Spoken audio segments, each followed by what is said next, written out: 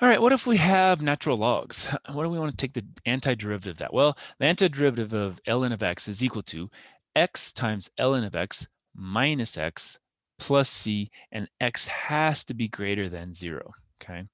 And so that's the key point here. It has to be greater than, because if you take the ln, it has to be greater than 0.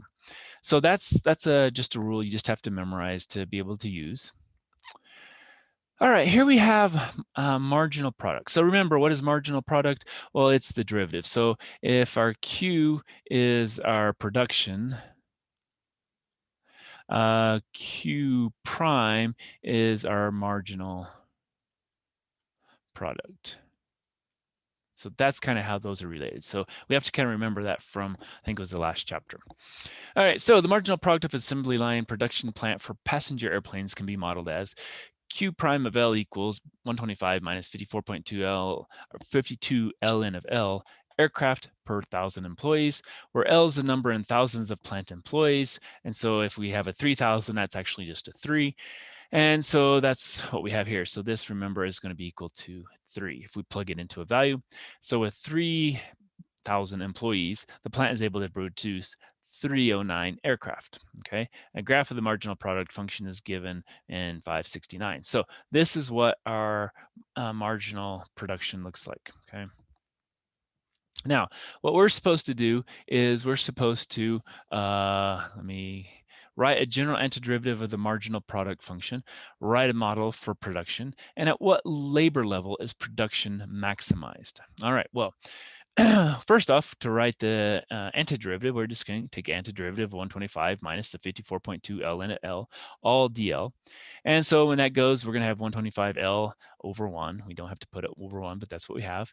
And then with this one, we have a minus 54.2 times L times ln of L.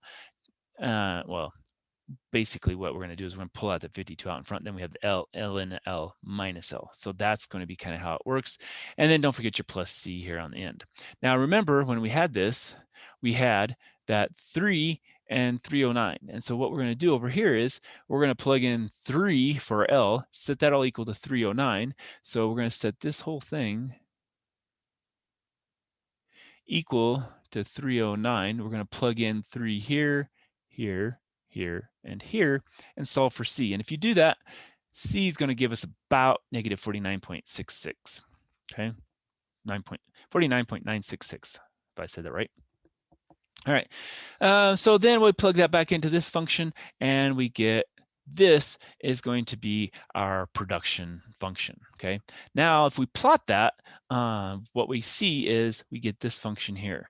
And then we can use our max feature, and we can find our max is at 10, 544. Okay, so that's going to be the relative maximum for the labor level that's going to be maximized. And so basically when the labor level is about 10, which is, remember, in thousands, so 10,000 employees, production is going to be about 544 aircraft. Okay, so that's how we kind of worked through that problem. You know, we first took the antiderivative, then we wrote a correct model for production with that C included, so the specific antiderivative, and then we plotted that to find our labor level that was maximized, okay? Couple more rules that you have to kind of memorize to be able to use.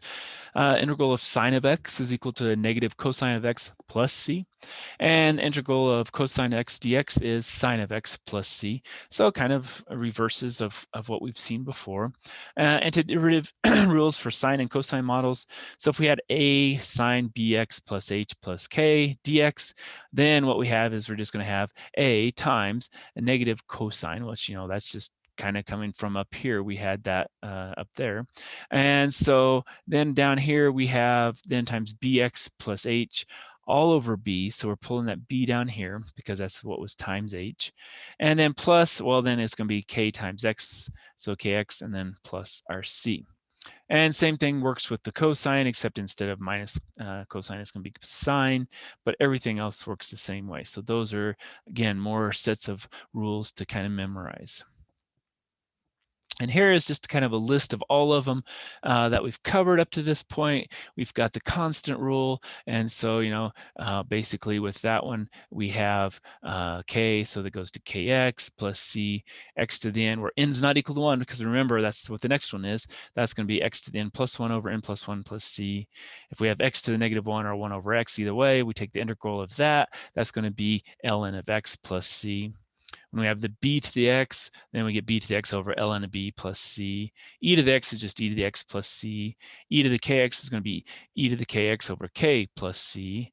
This one's going to give us a longer one. It's going to be x ln of x minus x plus c. Sine is going to be minus cosine. Cosine is going to be sine. And then our constant multipliers, we just, we've done all these sum rule, difference rule, constant multipliers. And then they didn't put this in the final list, but then we also have the antiderivative rules for sine and cosine models. Okay, so those are all the list of things up to this point we've learned for the antiderivatives.